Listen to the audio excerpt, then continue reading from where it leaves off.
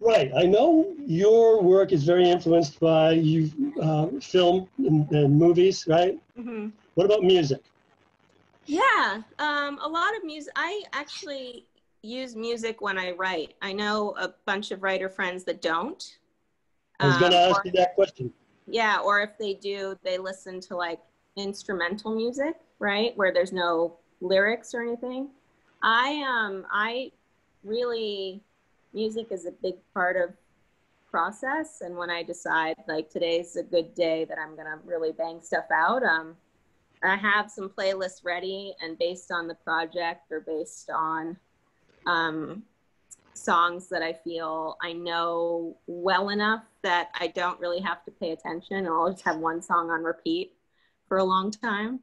Okay. Or some songs that like I are new to me but are older, and they kind of hit a sweet spot of like what it's doing for the scene or what it's doing for the character. Um, so like sometimes I'll like when I will have written something, or I'll look at like the recently played on iTunes or Spotify or something. It's like you've played this song 35 times, and it's like um, and some of them I'm are like jealous. yeah, and some of them are great musicians and artists and people that I've always admired. Some are new, and then some are like really cheesy, corny. Like the other day, I put on like Carly Simon's "Coming Around Again." Do you remember Don't say that anything song? bad about Carly. I don't, but that song is a very '80s like ballad.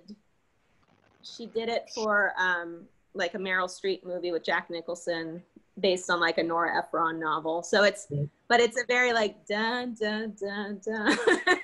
I'm familiar with the song.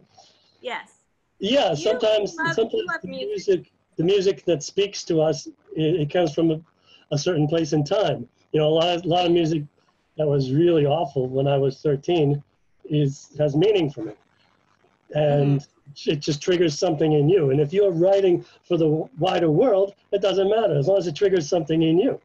Yeah, and you know, again, I think they're and everyone's process is different, and there are people who they find it distracting or what have you. But for me, it's like I like being around noise. I think quarantine has made it a bit difficult because while I did work from home since 2018, I could go to a coffee shop or I could go to the library or I could be around, you know, kind of observing people talking or whatever. And that kind of fuels my stuff too. Like um, just listening to people and observing their behavior. So that's been a bit different. Like, and the music has been really helpful for that.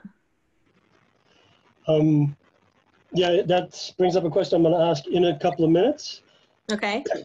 Um, Basically, this is going to be largely a COVID-free zone and a Okay. politics-free zone. Not that either one of those things is of no interest to me, Yes. but I have heart issues, and there's certain things I'm not gonna die on screen for everybody's amusement, right? Yes. Yes. Okay, Yeah. but first, there are some of these questions, and I'll signal when it's one of those questions. I don't want you to think about it too long. Just tell me. Okay. Right? Okay. Saddest song of all time. Oh gosh, saddest song. Well, I don't know if it's the saddest, but it's one that works for me a lot on a lot of my work Hmm? is 13 by Big Star, Okay. which isn't necessarily sad, but it is a very like melancholy kind of looking back on youth kind of song. Okay. Yeah. Um, How about for you? you're still a youth. What are you talking But about? you know, like those lyrics are like, you know, tell your dad to get off my back and we'll go to the dance, and you know, I'm you know, so it's you can feel that age in the song. Fair enough. Yes. How about you? What's your saddest song? I often think about this. I would like to make like a whole radio program of nothing but want to kill yourself songs. But I'd say off the top of my head, the two that always jump to mind are John Prine's Sam Stone, Oh yeah. yeah, and Chris Christopherson for the Good Times. Oh. All I have to do to my daughter is just say the opening line. Don't look so sad. I know it's over. I actually You'll have, play it I when you're have a done, huh? Spotify, I have a Spotify playlist that says wah wah. So it's a lot of like Okay, sad.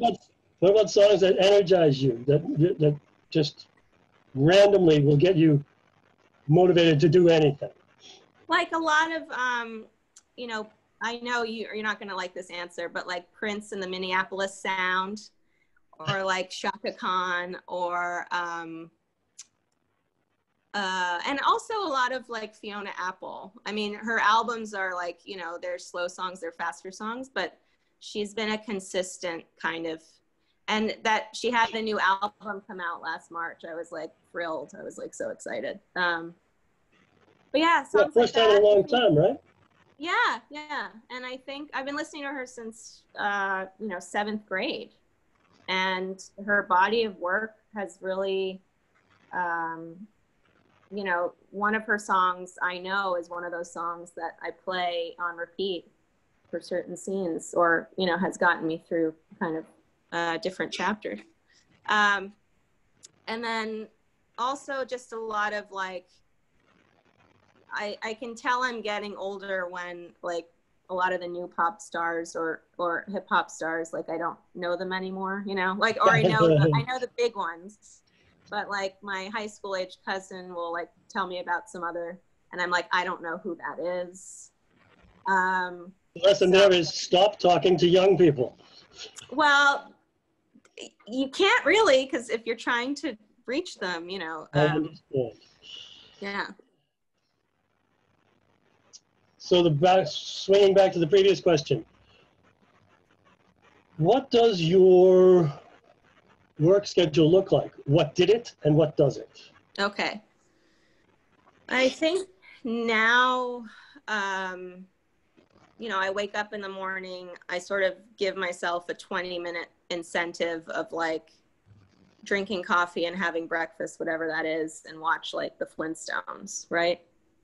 And I don't have children, so I'm allowed to, you know, like everyone's schedule is different. And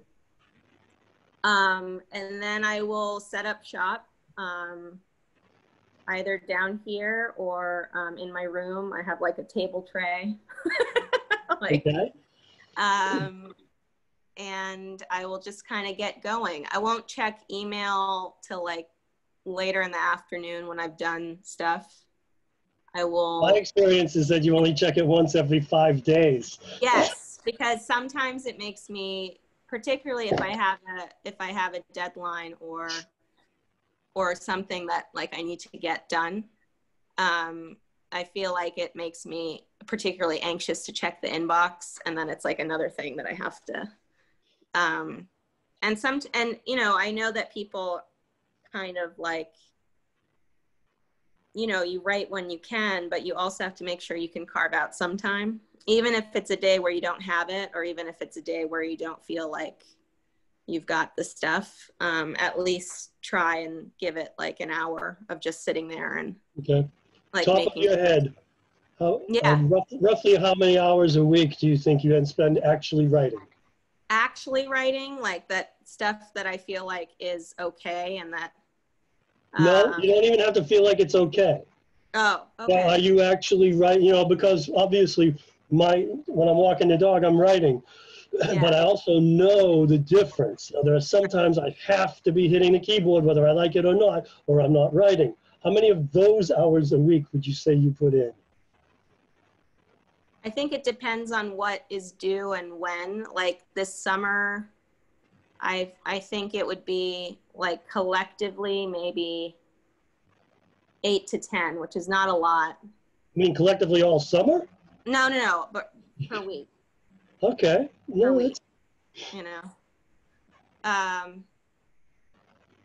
And again, that's also like you've sat at that chair for a while, right? It's not like you didn't carve out the time, or, you know, I maybe play a little Tetris when I'm stuck. I try and not look at the news until like the evening news broadcast. But, you know, and also thinking about, like, I used to think of procrastination as like a really bad thing.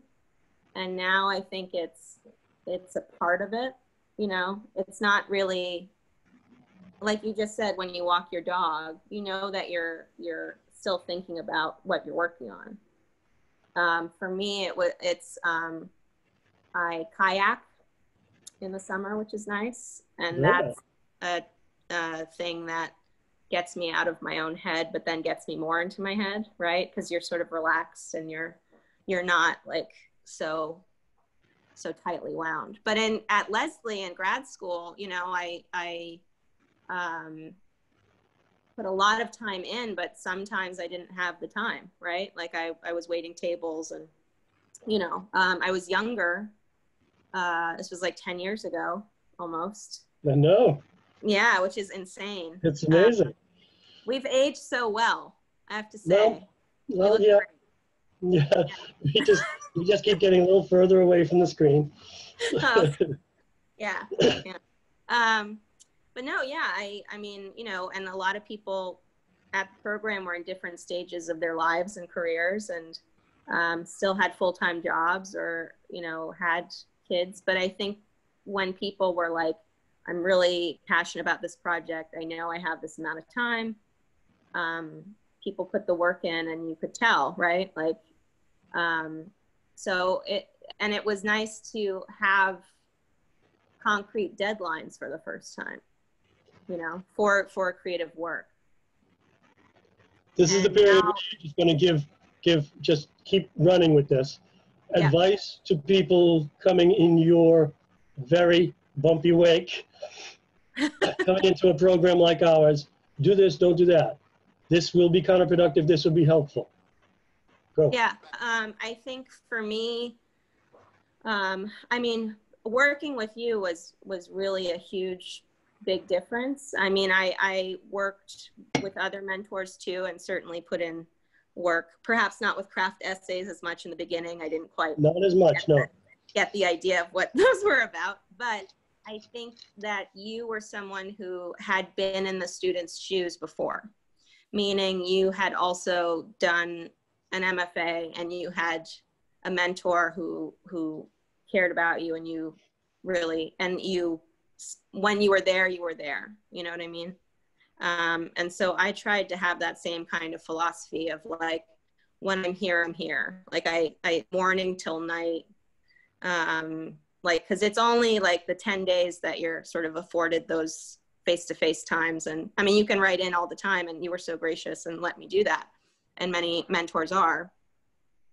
But the idea of being like, this is the time that we're using to focus, like I treated it as though it were like a boot camp, like like a very friendly, wonderful, open boot camp.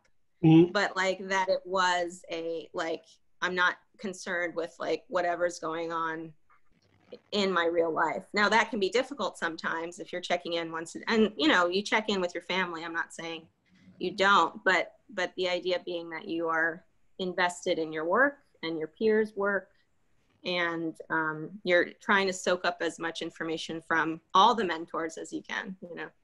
And the work you do on your peers' work is some of the best education you're going to get. Yeah, and I'd like people to come in knowing that. Right, and also, like, it can't just be about you. Yes, you should focus on your work, and yes, you should you know, advocate for your work. I'm not saying that, but there's a lot that you gain from everyone reading your stuff, right? And what's working and what isn't. And you can tell if there's a group of like 10 people that have all read your stuff, and maybe some people don't get it, or maybe some people it's not for them, but you're going to get feedback that's like, it's not on the page, so I don't understand it, right? And I think too, forming friendships, like, and,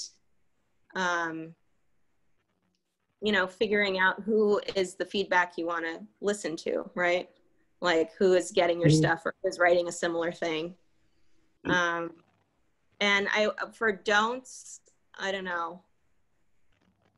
I think there's this sort of idea of like,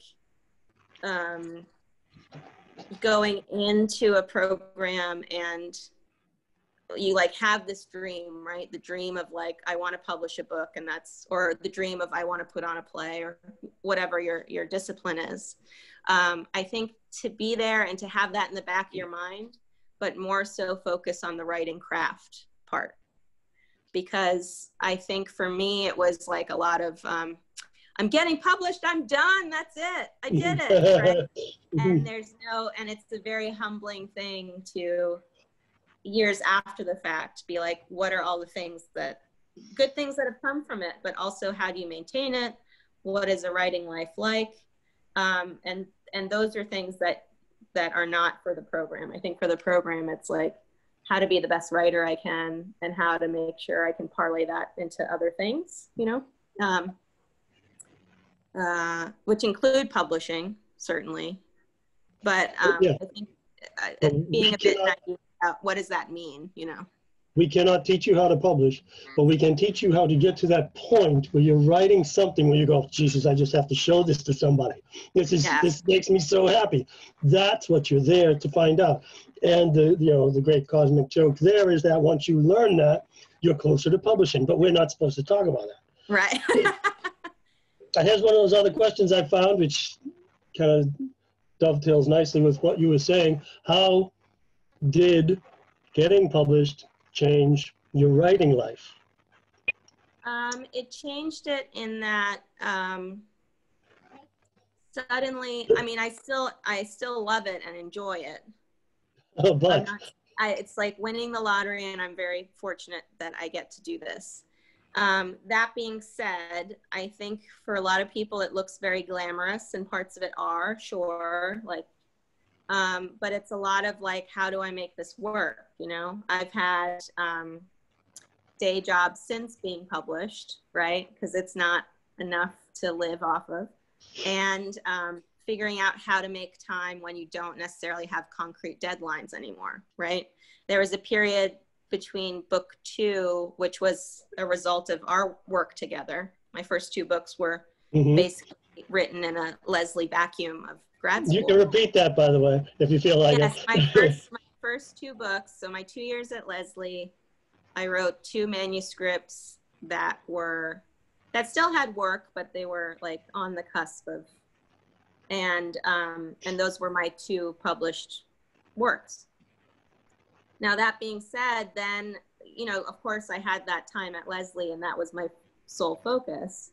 Then once the period between book 2 and book 3, you're sort of like, okay, well, I'll just come up with something else like I did last time, right? But you're, now you're like, you don't have the kind of like time that you did, right? The sort of like, this is the time I'm carving out, and this is, you have to figure out how to make your own time. You have to figure out, you know, what's working and what isn't, and you have to figure out like how to make it work, right?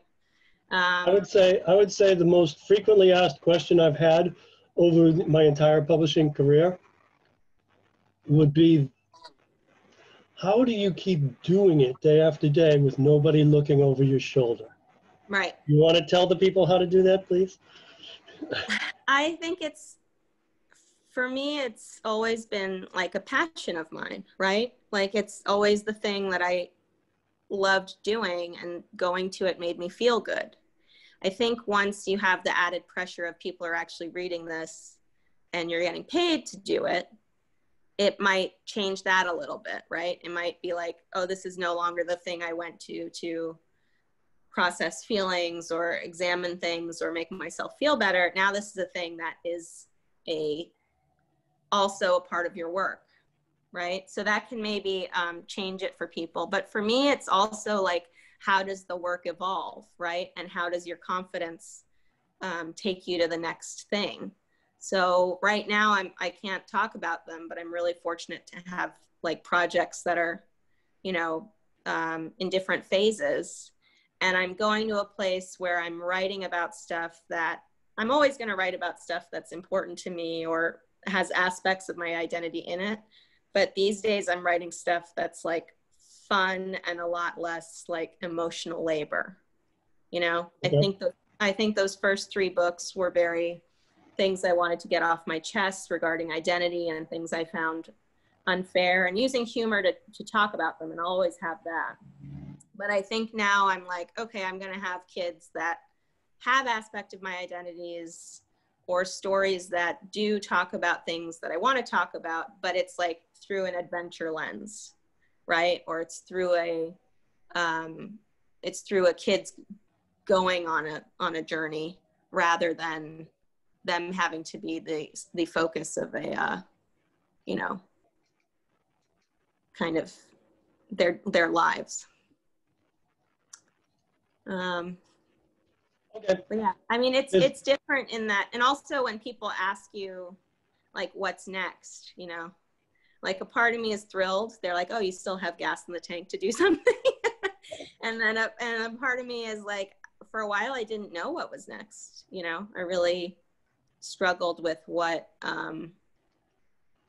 like a long format book takes a while, right? Like even if it's a middle grade or like the word count is smaller, it's a lot of time.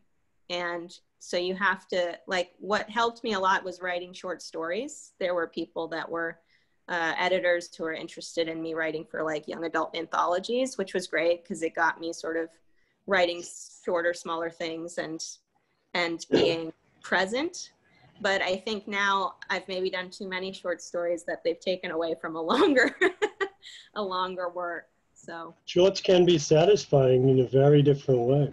I used to yeah, get mad at myself if I didn't finish a short story by the end of a weekend. If I was still working on it on Monday, I was furious with myself. So yes, it's a very different kind of energy. yeah.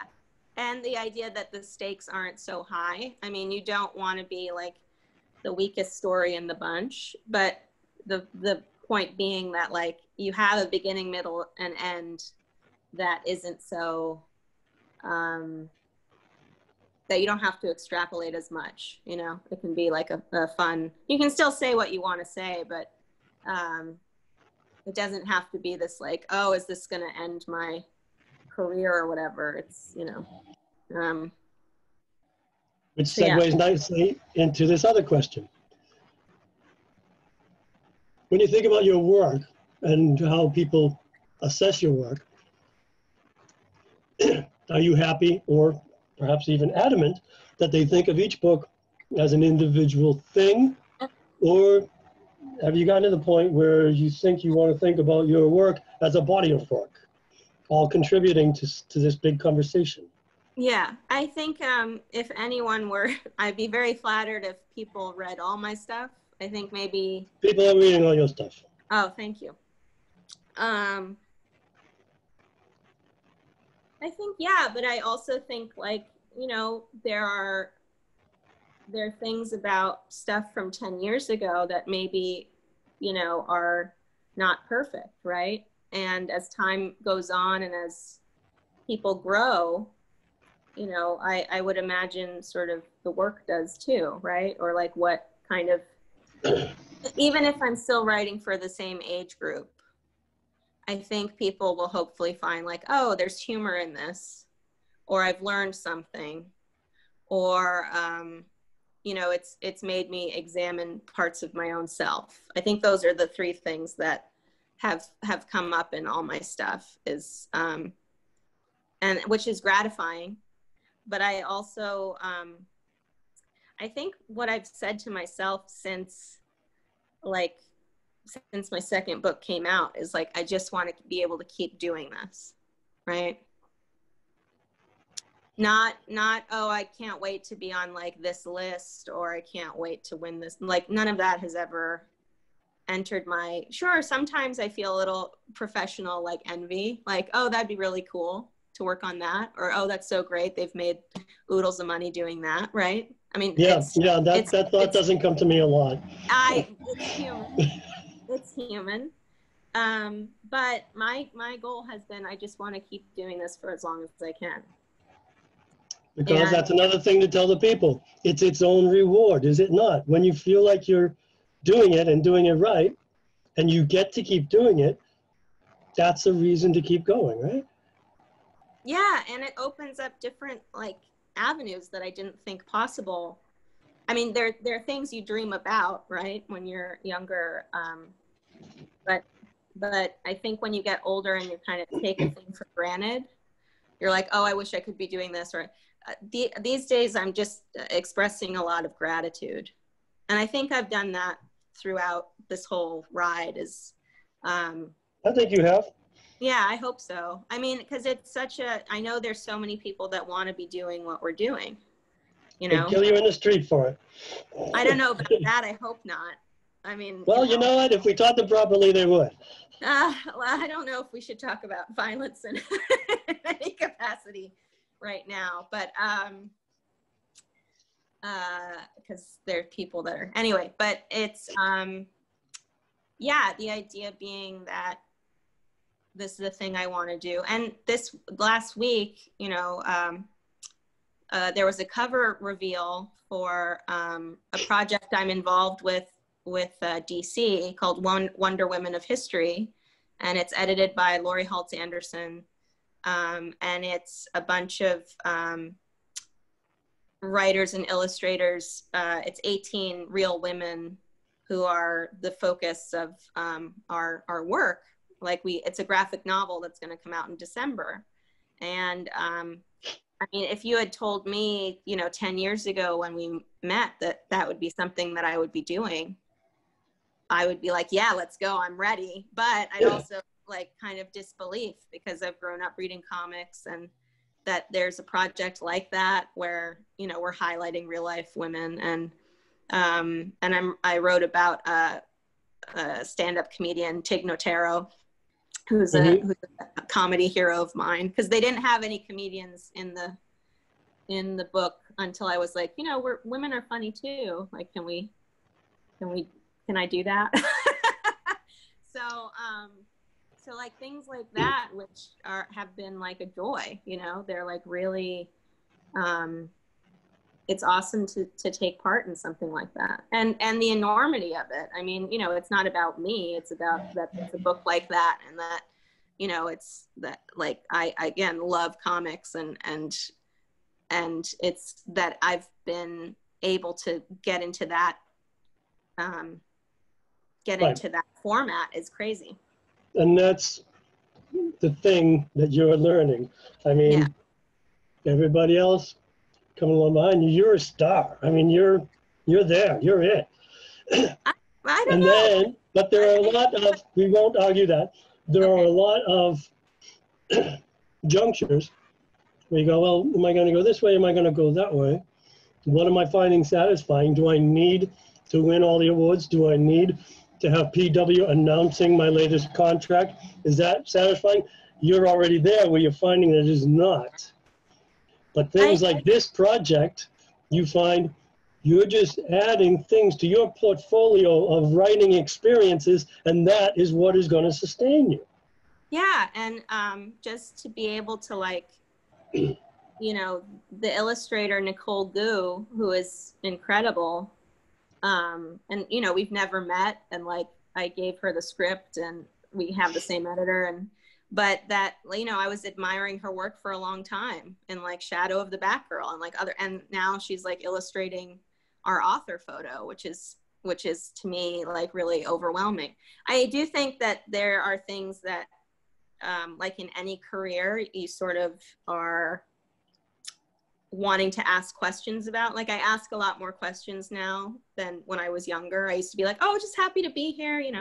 Now I'm sort of like, why is that gentleman getting paid more than I am? And what is the, you know, and I think those are important discussions too, about especially seeing that kind of hashtag that went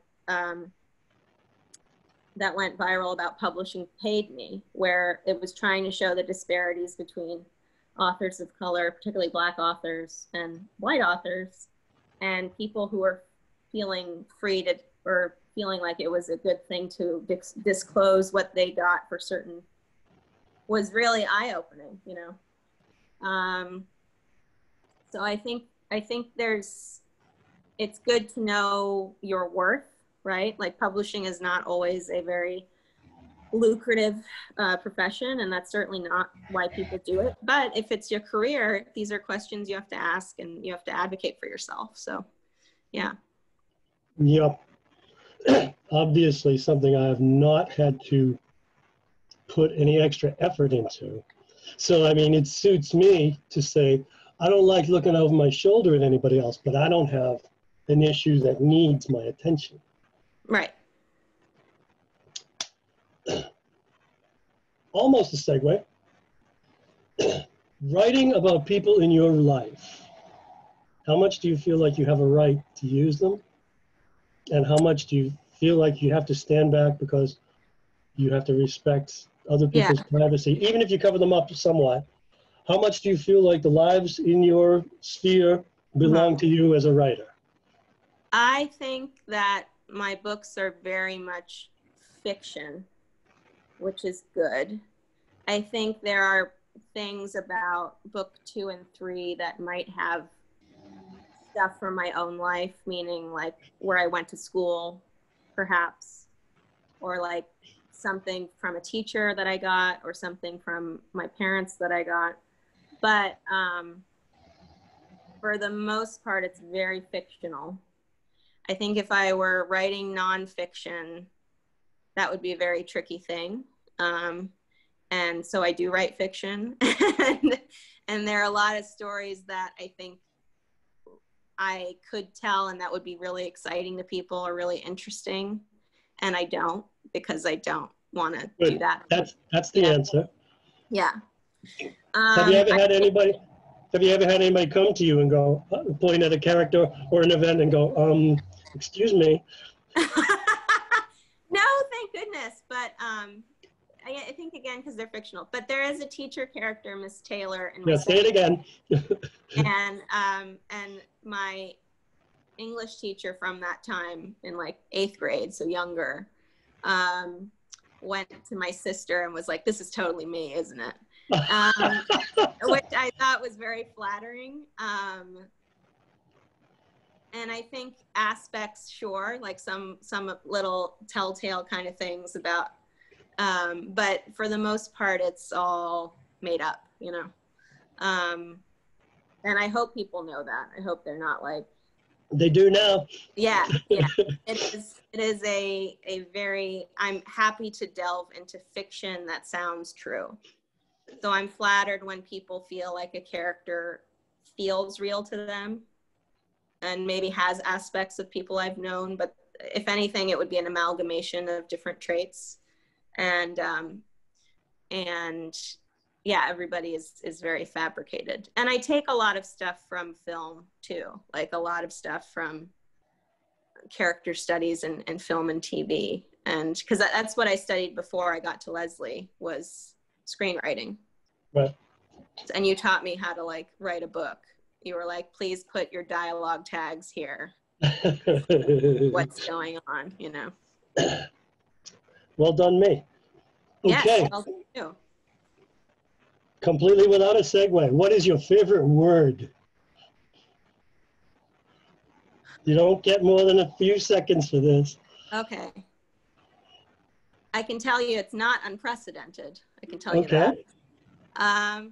You mean the word unprecedented, or what you're going to say is not unprecedented? No, the word unprecedented. I've heard it enough now. But, okay. I think wonderful, but I use it too much.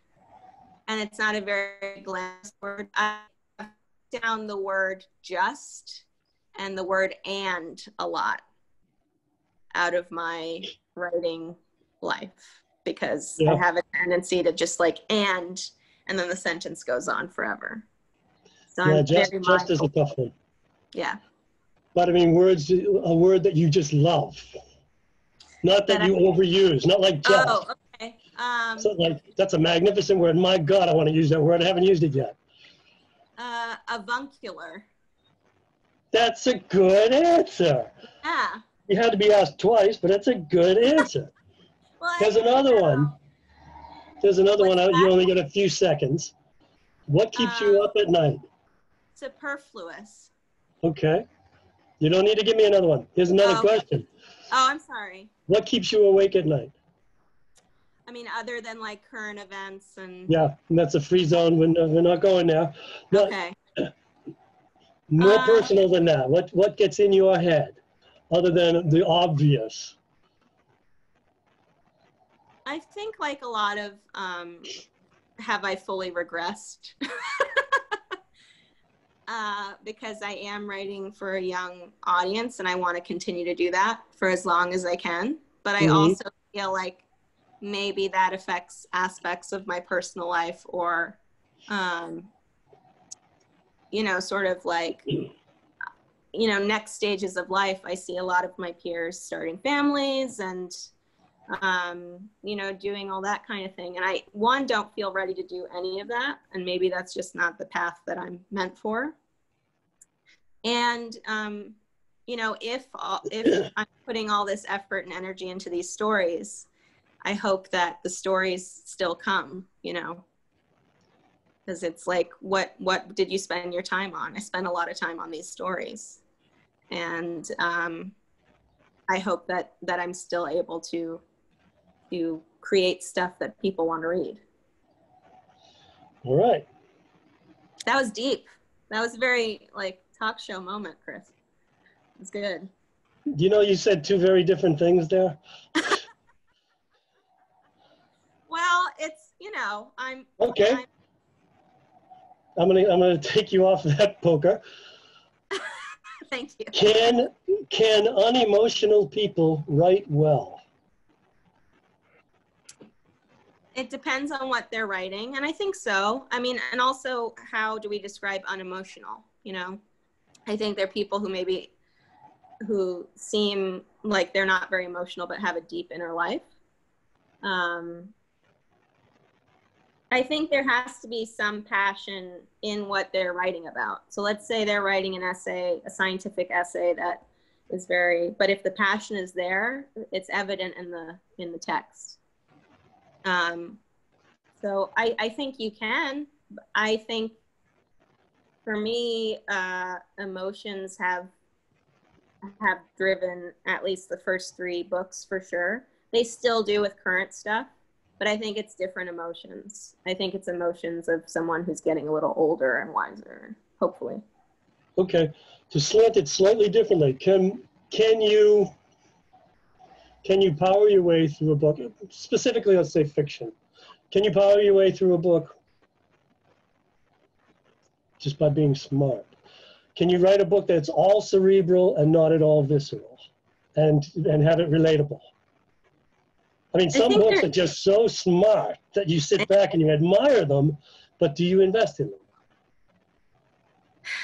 I mean, me personally, no. I have to like care about characters. That for me is the big thing. If I don't care about a character or what journey they go on, it's very difficult for me to, although I read a lot of nonfiction and I watch a lot of documentaries, but you still care about the people that are being discussed, right? So it's making sure that you're telling a story that gets people to care.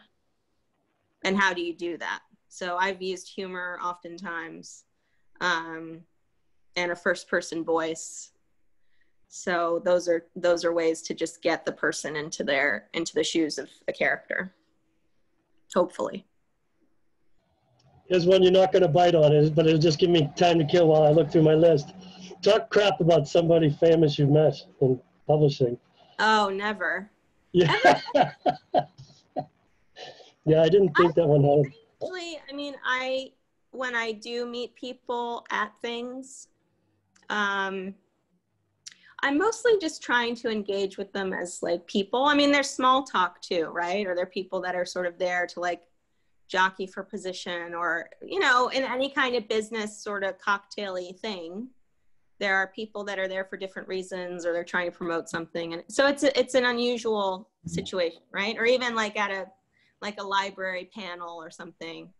But I more ask people like, how are you? You know, versus like, what's your next thing? Or like, who's your, you know, because I mean, the most beneficial thing to me is to be able to write something that resonates with people. It's not if I sucked up to somebody else or if I got them to blurb something or like, and I think it's important to make friends and to network. It's a very important thing, but I also feel like, and maybe this is detrimental to my career, but I'm interested in people who, like who they are as people rather than what success they've had or whatever. Right. And for the most part, people in publishing that I've come across have been great, or like they're like, who? Okay, well, nice to see you, or Right. or they've been like, oh, that's great. What are you working on next, or whatever. But I mean, I think there are systems that I find more troubling than individuals. We'll put it that way. Very diplomatic. Let me Always. let me toss out one. You just broke up. You broke up. Oh, do you talk about anyone? You're getting all robotic. Do you want to talk about anyone? You're also getting really quiet. Oh, do you want to talk about anybody? Nope, I'm here to ask the questions. So a more viable one is, I'm going to give you a chance. Can you name somebody who you met, and they're already really well known, and you walked away going, my God, it's so nice when you meet the people who are big deals and they're really nice people. You, that's one. Listen, I liked it better when you were robotic.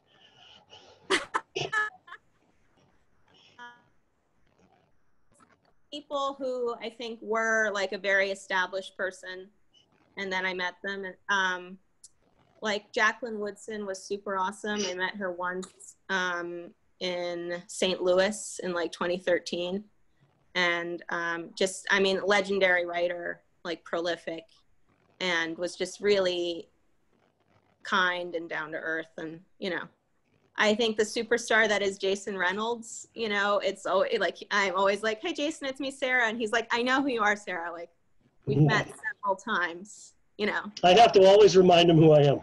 But it's interesting and amazing to see that he stayed himself throughout all his success. And, I think for me too, like meeting people that,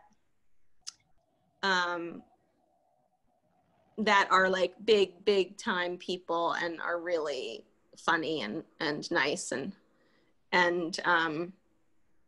seeing people who I started out a little bit before them, or we started out at the same time, and then just becoming shooting stars, and rightfully so, like Adam Silvera or, Jasmine and getting to be able to bump into them and being like, oh, these are great people that have really done well for themselves. Nick Stone is just a lovely, awesome person.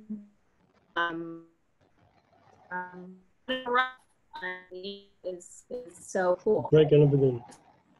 Oh, I said just there are a lot of cool people that are in this industry that have been kind to me and vice versa. So Lori Haltz Anderson is another, Yep, cheers. wonderful person.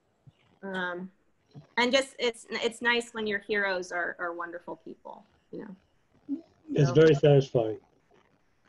Yeah. Here's a practical question. Okay. What in your work life have you spent money on, whether it's technology or something? What specifically have you spent money on that you would tell people this was money well spent? Well, I now know more about, I think, finding a good tax person that's not an H&R Block. Yeah. And then explaining to me what can be a tax write-off, right? So a lot of books that I've purchased of colleagues or stuff I want to study, or like comic books, like now those can be kind of write-offs, which is great. My computer's super old, so I'm getting a new one next week. I think that's important, just to make sure that you have the tools that you need. But I've kept my last one for about 7 years, and now, you know, the heating is kind of overdoing it.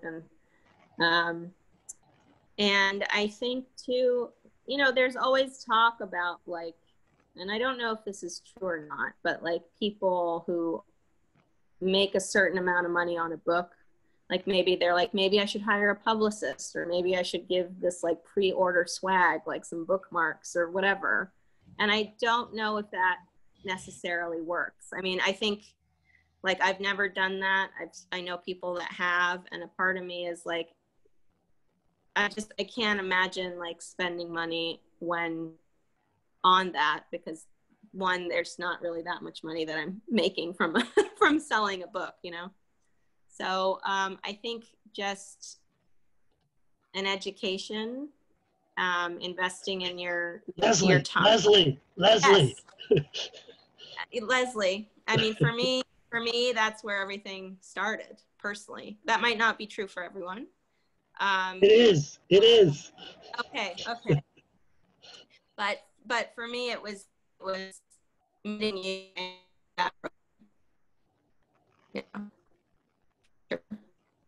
That was, maybe I had before, but they were nowhere near as refined, or like the possibility of like, here's how you can do, you know. So you're breaking up some. Oh no. What about now? A little better. You keep getting digitized.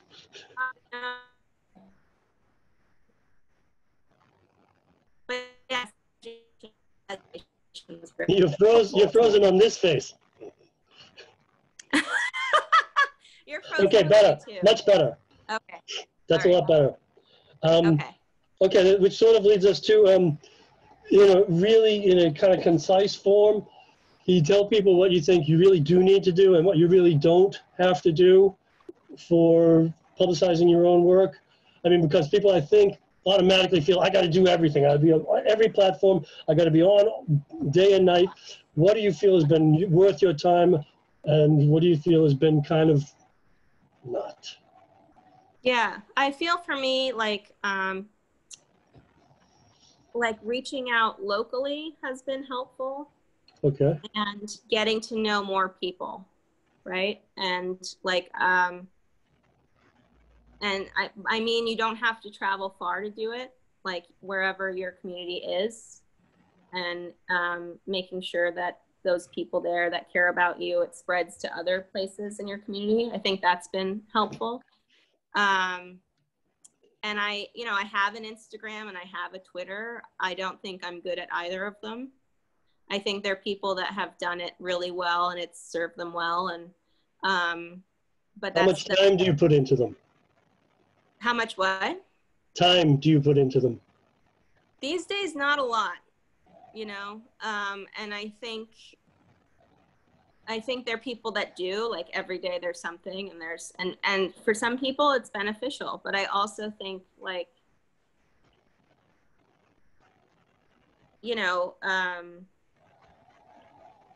I think publishing is sort of like, especially for young people, it's sort of like, I want to make sure I'm able to tell stories and people care about them, and how do I get the word out, right? Versus like myself being a personality, you know? And I don't know that I'm, like, the reason I got into writing was to be an introverted sort of person who can moderate and who is happy to talk to people, you know, but and I really enjoy doing events with other authors and promoting their work and also promoting mine. But I mean, you want to advocate for yourself and get the word out. Like, don't ever feel embarrassed about self-promotion or whatever. Like, it's your work. You need to advocate for it. But I don't think it needs to be like, I don't know if people learn more about my personal life or the sandwich I ate, that necessarily equates to like someone wanting to read my stuff. Good. But maybe that's the way of the future, you know, like maybe you'll see me post more about that. And then I'll just be like, okay, well, I hope you enjoy my novel about injustice. Well, I love you, Sarah, but even if it happens, I won't see it. Yeah, how do you feel about, I mean, or we don't have to talk about it, but. No, I'm the wrong person to ask anyway. Well, one, this is about you, and two, I sort of live in a different era. Yeah. I do whatever I can not to be the story. I want it to exist without me. And, you know, that has its pros and cons. I could have a better career, but could I have a better life? I don't think so. Yeah, yeah. I have the life I want. There's some people that are really brilliant at it, and it gets people to pay attention, and I think that's wonderful. I'm not brilliant at it. I'm not very good at it. Maybe once in a while I have a post that resonates and people are like, oh, that's funny. She's funny. Who's this person? You know, but for the most part, no. I'd like to be better at it. I think I'd like to once in a while feel like I'm writing something that is responding to people and that it gets them to pay attention to things I'd like them to pay attention to. But sometimes it also feels incredibly invasive, right? Like, yeah. And being afraid to say something that maybe upsets someone or that you don't think about as thoughtfully, right? Because the impulse is there. Like, you know, there are times I get angry at yeah. there, but then I save it to my draft folder and, you know. That is some very wise advice. Yeah, and I made the rule too on Twitter, for instance, because it just makes me anxious and sad. Is just to be there like once a week. And good. I don't think I do much, like, I don't think that helps me very much. You know, I just wish people a happy book birthday or retweet other people's stuff. But well, you know what? It probably does help you. And this is probably good for you to be telling other people that regardless of what your personal boundaries might be, it's good to have them. It's good to have rules that suit you and rules that, you know, that there's a framework that you know you function well by adhering to. Yeah. Rather than it being so random, and more is always better. And I think too, mental health is so important all the time, and especially in this day and age, it's so important. And for me personally, on days where I was spending time on social media, or on days where I'm kind of trying to keep up with the Joneses or what's going on, really did affect like my mood, you know, like really does sort of. And then you kind of, I sometimes think about T. Anderson's novel Feed, how we're kind of like that now a little bit with. You're getting a little bit digitized again. Oh, sorry. What do you do when you fix it? What is it you do? I just moved, hang on. I think it's just a time thing. How's that? Great. I look okay to me, but I don't know if that's... You look wonderful, but you're frozen.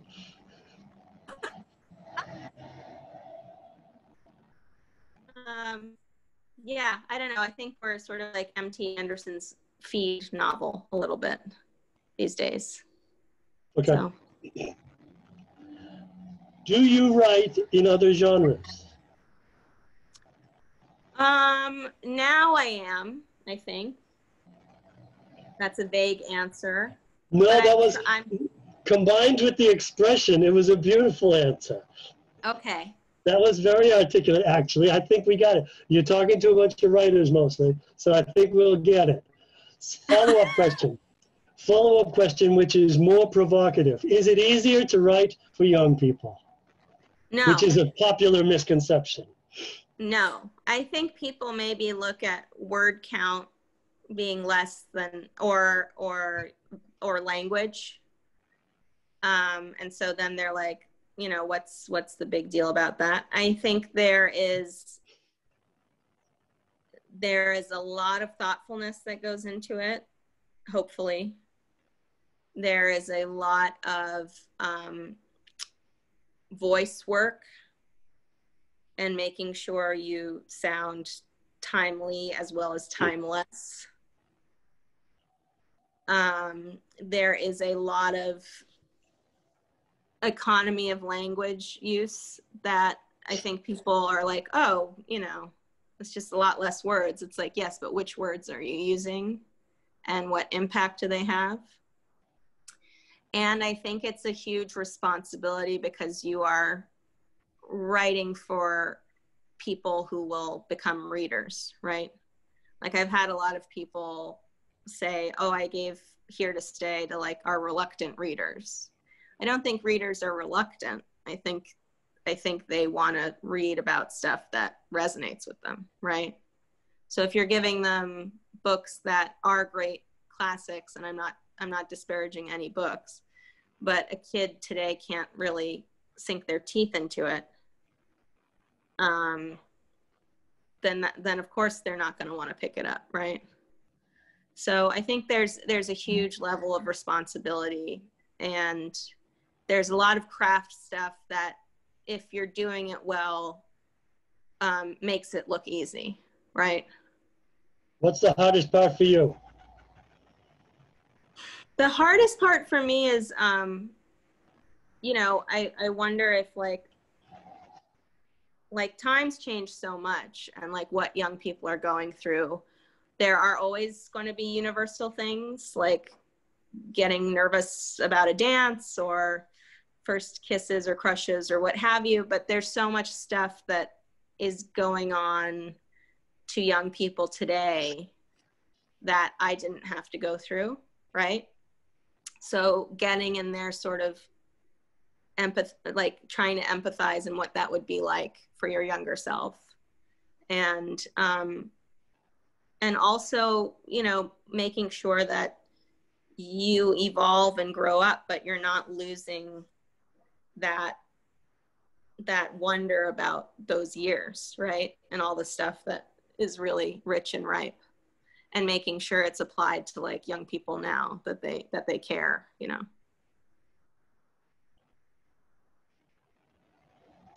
What about yourself do you not want us to know? So many things. Pick one. I don't know. I'm pretty open during these, you know, any panel I've given or whatever, but I do have boundaries on like personal life stuff. Like I rarely share photos of family or anything like that. And I like to keep things pretty like open book in terms of like, you know, if anyone wants to look up anything about me, you can find it, like sexuality, ethnicity, whatever, right? But I generally don't share a lot of my personal life. And I don't think it's like I'm afraid of people to know something or not. It's just, you know, it's very valuable to me. Like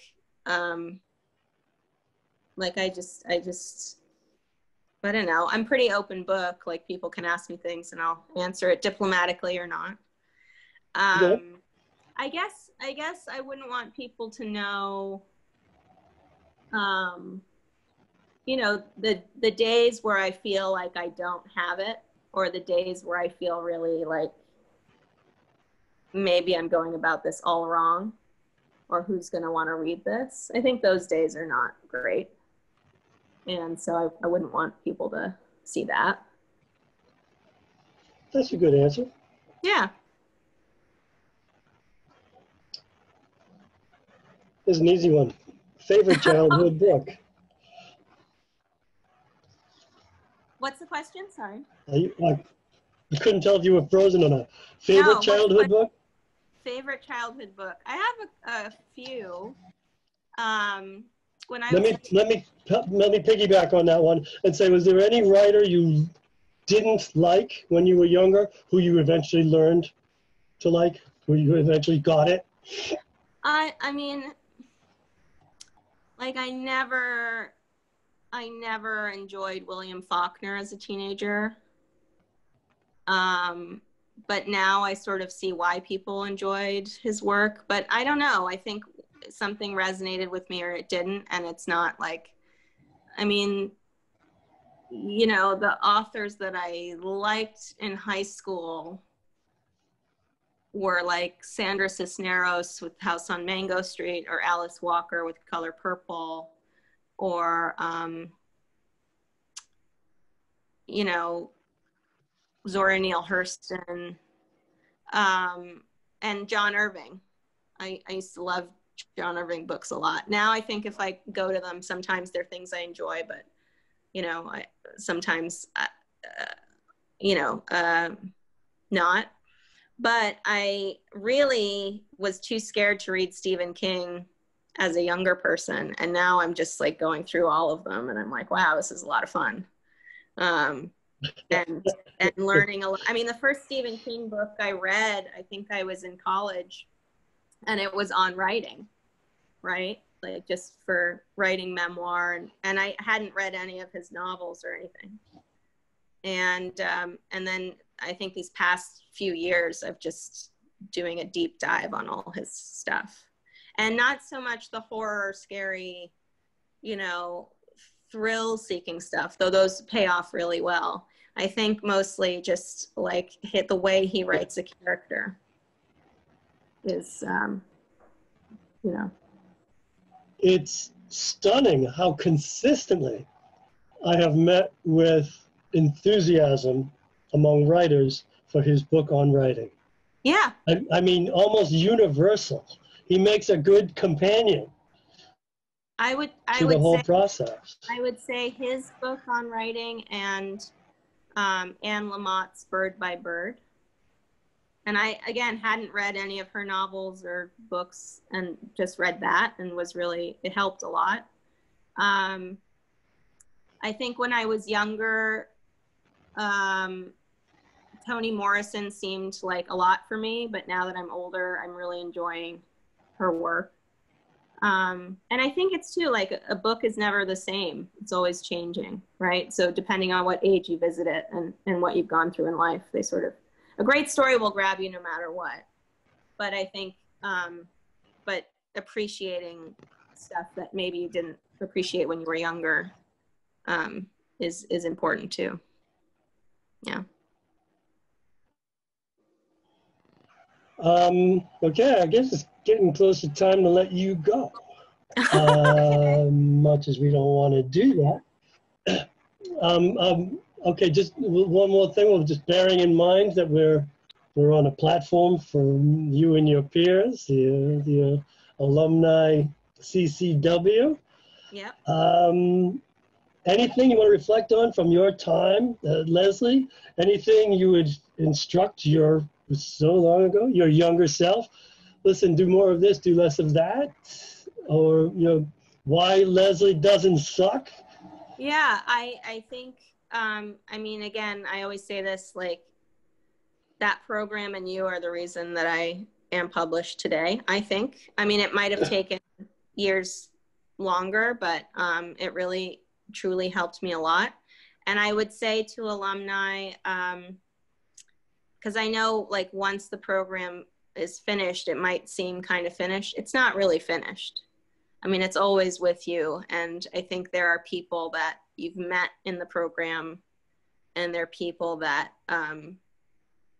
you know, you had that time with that you can always reach out to and start up again, you know? Like maybe if you were like, oh, this project, I don't know, I'm gonna, you know, what's great about writing is you can always revisit things and you can always start anew, right? If something wasn't working, you can try again.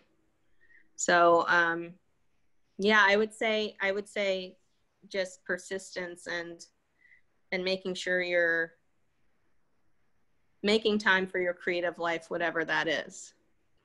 And for the people who don't skate into the publishing world the way you did, if you give them a little advice on, outside of publishing, what does success look like?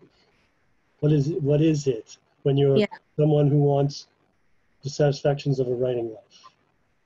I think it's finding ways that you can do it, and satisfaction and success are different for lots of people. Like with that MFA, you know, you can teach. With that MFA, you can find other avenues. Like maybe, okay, I'm not really interested in novel writing anymore, but hey, I can really write a grant, like nobody's business, you know? So I think it's finding ways that, and avenues that maybe it's like, okay, I'm still looking for an agent, or I'm still looking for, you know, I guess there's no like big break, you know, like there is in that, like, okay, now I have this book, but that doesn't mean that that's it for you. Or, oh, I don't have this big book. It's like, yeah, but you have all these other things and people in your life, and like, you know, a good income. And so it's I think just keep pursuing what it is that why you got it. Like, think about why you went into the program in the first place. The thing you found exciting about writing itself. What's that? The thing that you found initially exciting about writing itself. Yeah. You have to learn how to keep pursuing that, because it doesn't actually, especially after the first flush of success, it doesn't actually get easier to re-access that if you got away from it. Yeah, So, I remember. So hold on to that. Yeah, and also like you have to always kind of replenish the well, you know? Like there might be a couple weeks or a month where you're just like, I've had it. I don't want to look at this anymore. I don't want to like, but you have to get back to, that's the thing about movies, right? They have montages, you know, the like writing a book montage, or the preparing for the big battle montage. The reason they're a montage is because they're difficult and you don't want to spend all that time. So I think about, like, you know, life is not a montage, right? It takes time. Even if you have that initial like, oh, my book's getting published, and I feel there's still a lot that goes into that time and what you do after that, you know. Okay. Well, thank you, Sarah. Thank you, Chris, for everything. I think we'll send this off to Michael and have it buff it up into something really lovely. I hope so. And if we need to do it again, I'm always happy to, you know. Now, I only used like a third of my questions, so maybe we will. You can save the rest for, you know. I will. Yeah. Okay. I love you very much. Thank you for doing that. Happy to do it. All right. All right. See you soon. Bye. Bye-bye.